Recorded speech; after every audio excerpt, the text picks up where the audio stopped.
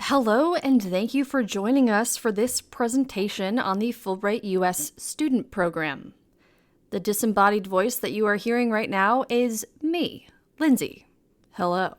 I am the Assistant Director of Purdue's National and International Scholarships Office, also known as NISO. I am the person on campus who helps students like you, I presume, apply to the Fulbright U.S. Student Program. This program provides a fully funded opportunity to spend 9 to 12 months abroad to pursue various opportunities, including teaching English abroad, which is the topic of this presentation.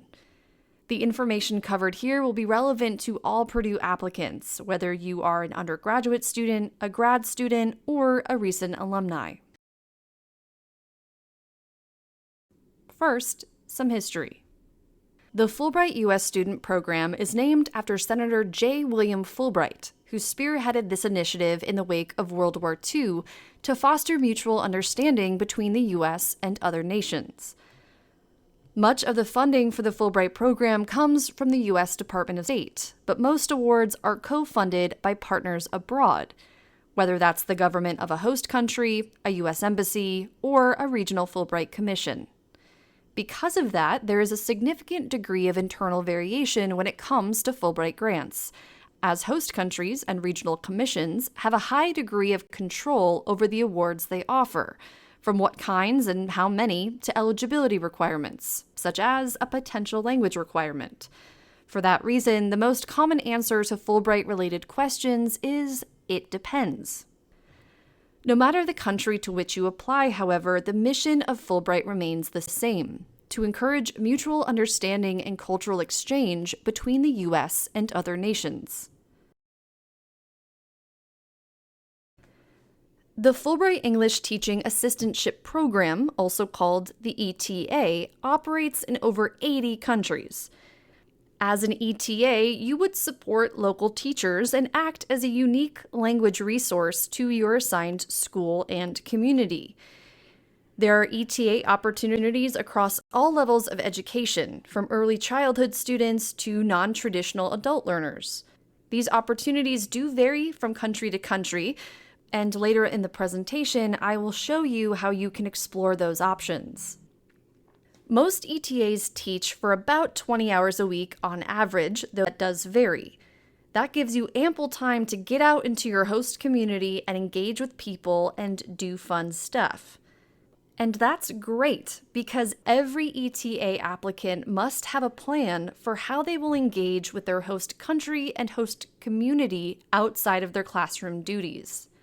Some ETA awards even require applicants to propose a formal supplementary project, which could take many forms, like volunteering, running a club at their school, or potentially doing a small research project. If that applies to you, we can talk about that one-on-one and think of an idea of what to propose. There are a variety of reasons why students, and undergraduate students in particular, are drawn to the ETA program as opposed to the Open Study Research Awards that are also offered through Fulbright. The ETA experience is more structured than those awards, which takes some of the pressure off of you and provides a greater framework of in-country support. In other words, you don't have to figure out what your year abroad looks like. Fulbright does that for you. The ETA program is also an excellent professional development opportunity, and it's a chance to develop your skills as a communicator, mentor, and teacher, which will be useful no matter what career or field you end up pursuing. The part-time nature of most ETA positions also lends itself to more free time to be out and about, engaging with your community, traveling, and experiencing everything this opportunity has in store, all while being a positive addition to a community and the lives of those living there. Pretty darn cool. Fulbright is a fully funded program, meaning that you shouldn't have to invest any of your own cash in order to do it. Each Fulbright award includes round-trip airfare to your host nation, a monthly stipend based on cost of living, and health insurance. Some awards even include supplemental funding, from dependent support to disability-related accommodations. I will show you where to find that information a little later in the presentation. Before getting too far into things, let's first address who should apply to Fulbright and some eligibility requirements. All Fulbright applicants must be either U.S. citizens or nationals. Additionally, Fulbright is looking for people who are not only highly motivated and open-minded, but committed to the Fulbright mission of engaging in cultural exchange. The earliest a student can start the application process is spring semester of their junior year. That timeline is because you must have obtained a bachelor's degree by the time you start your grant. Don't worry, we'll talk about timelines in a little bit.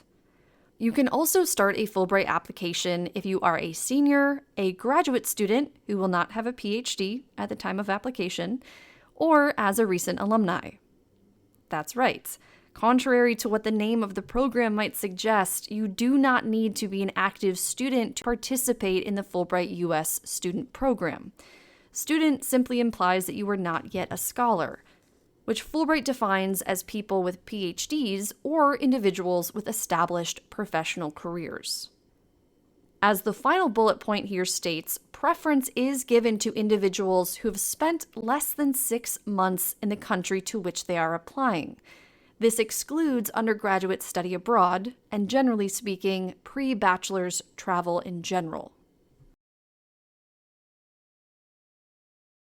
The fact that you are still here suggests that you may indeed be interested in applying for this opportunity, which begs the question, when should you apply? Fulbright has one application cycle per year. This upcoming application cycle is for those who want to go abroad during the 2026-27 academic year. If you were to apply and be successful, the earliest that you would go abroad is roughly August or September of 2026. That said, there are some countries with start dates in early 2027. Again, I will show you where to find this information at the end of the presentation. As I stated previously, you must have a bachelor's degree in hand by the time you leave for the grant. If you are a graduate student, you'll have to think about when it would be most beneficial in your program to pursue this opportunity. For master's students, that's often following their graduation. For PhD students, it varies depending on the expectations and schedule of your particular program. So long as you do not have a PhD at the time of application, you are still eligible for the student program.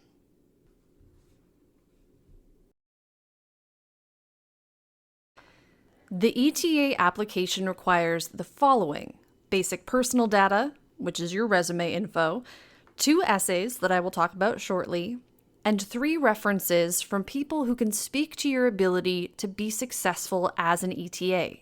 These recommendations are not traditional letters, but rather short responses to a handful of prompts that address things like your leadership abilities, your adaptability, and your maturity. For countries with a language requirement, you will also have to submit a foreign language evaluation, which we will help you get. Finally, you are also required to submit your transcripts. That said, there is no GPA requirement for Fulbright, and transcripts are often the least important aspect of an ETA application. The most important part of your application are the 2 essays, both of which will be 1 page, single-spaced. Your statement of grant purpose will address what you would bring to the English teaching assistantship position, including any relevant teaching experience or, and this is important, transferable skills you might use in the classroom. You do not need to have formal teaching experience to be a competitive candidate for the ETA, though some countries do prefer it. Others are perfectly happy to consider candidates with little to no teaching experience, so long as you can make a case for how you would be successful in that new environment and as a supporting figure in the classroom. Your personal statement will also be 1 page. The content of this statement will vary from student to student, but the best personal statements tell the reader about you, your life, and what makes you tick. It is also usually the document in which you most fully address your commitment to cultural exchange, though that will ideally happen in both essays. While these essays are separate things, to a point, they should work together and build on another to give the reader a greater sense of who you are, why you do what you do, and why you're interested in Fulbright as a way to do it. Now that you know what the application entails, let's talk timeline. The Fulbright application takes most students 5 to 6 months to fully realize. In that time, you and I will go through multiple drafts of your application materials, specifically your essays. You will start actively drafting those in April, continue to do so over the summer, and finish your application by mid-August. In mid-August, there is something called a campus deadline. We have a campus deadline because there are things we at NISO and that you need to do in order to be ready for the October national deadline, which is when you will press submit on the Fulbright website. That includes things like getting a language evaluation and doing a campus interview. These interviews are a lot like consultations, and we pair you with Purdue faculty and staff who know not just Fulbright super well, but the country to which you are applying. For those of you who are concerned about this, allow me to assure you it is very, very rare for a student to not quote-unquote pass their interview. Once you submit your application, there will be 2 rounds of application review. The first occurs at the U.S. level. The second occurs at the country level. You will find out in January if your application made it through that first round of review. If so, congratulations, you are a semi-finalist. Your prize is to hurry up and wait some more. Final decisions are released on a country-by-country basis. Some countries notify as early as February, but the majority don't release decisions until late March or early April. But let's not get ahead of ourselves, because you first need to apply before you can be offered a grant. This year, in 2025, we want you to tell us by February 26th if you are actively considering applying for a Fulbright this year. You don't have to be 100% sure, but if you're thinking about it, let's have a conversation about it. Filling out the intent to apply will ensure that that conversation happens. If you're listening to this after February 26th and you think, oh no, don't worry, you can still join in on the fun. But it's always better to join sooner rather than later. The sooner you start, the more support you can get. I'll also say that we're starting a little bit early this year because just to say Lindsay, hello, I'm going on vacation for 2 weeks in March. So I want to get started as soon as we can. If you do indeed decide to apply, you will start working through some Brightspace modules and attend a writing workshop in April-ish before you jump into drafting, which you will do from about April until August. Over the course of those months, you or I, or someone from NISO, will engage in a feedback loop. You send me drafts, I send you feedback. Rinse and repeat. At some point, you will fill out something called a registration form, which is a lot like the intent to apply, but with space to give us the contact information for your recommenders. We'll talk about that more further along in the application cycle. The campus deadline will be sometime in mid-August, and the official national deadline will be in early October, though precise dates are still being determined.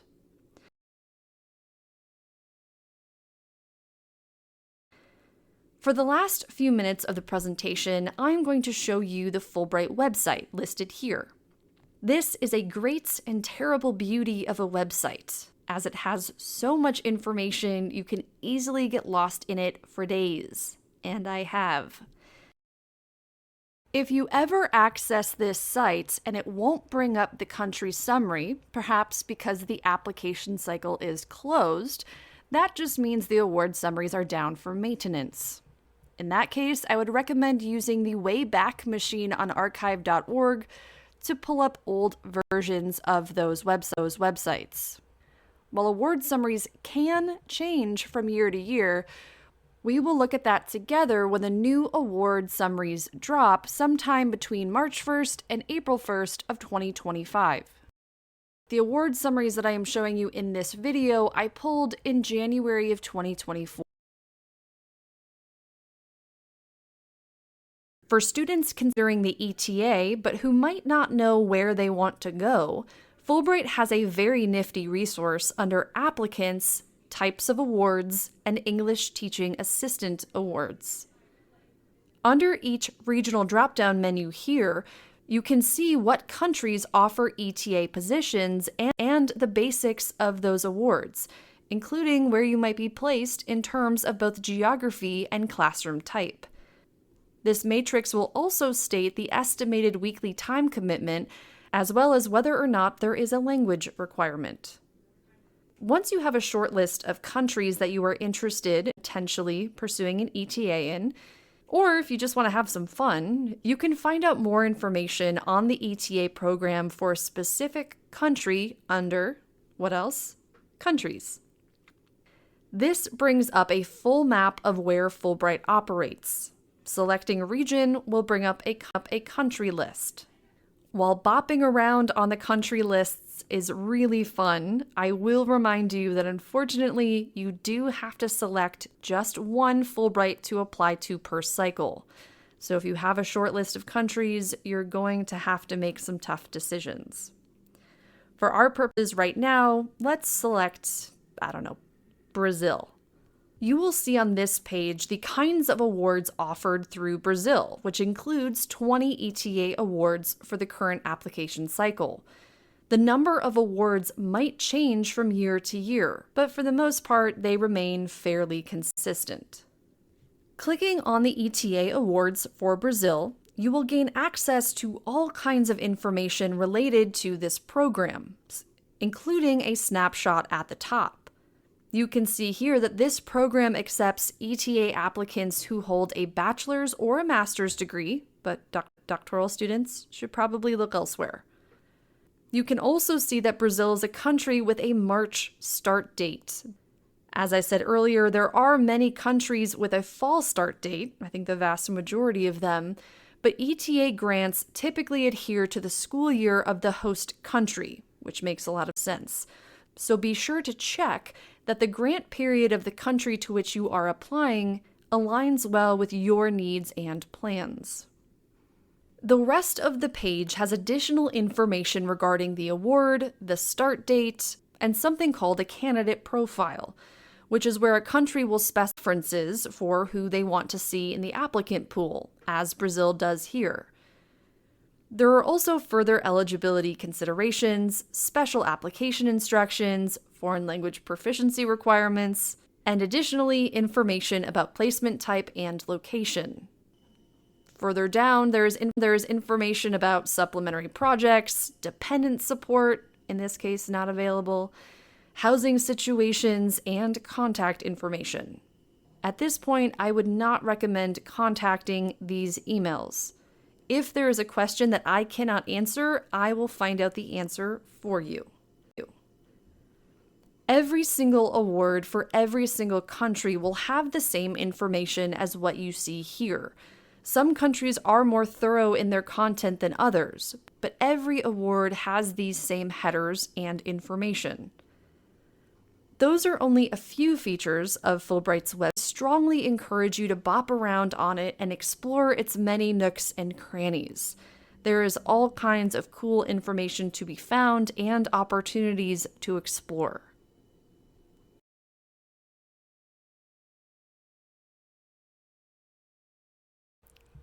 That is it from me. I hope you found this overview helpful, and I encourage anyone thinking about applying this year for the 2026-27 cycle to fill out an intent to apply. You'll be able to find that on the very website where you found this video. It will be under the aptly named subheader, Ready to Apply? I look forward to potentially working with you, and I thank you for sticking it out to the end of the video. Toodaloo!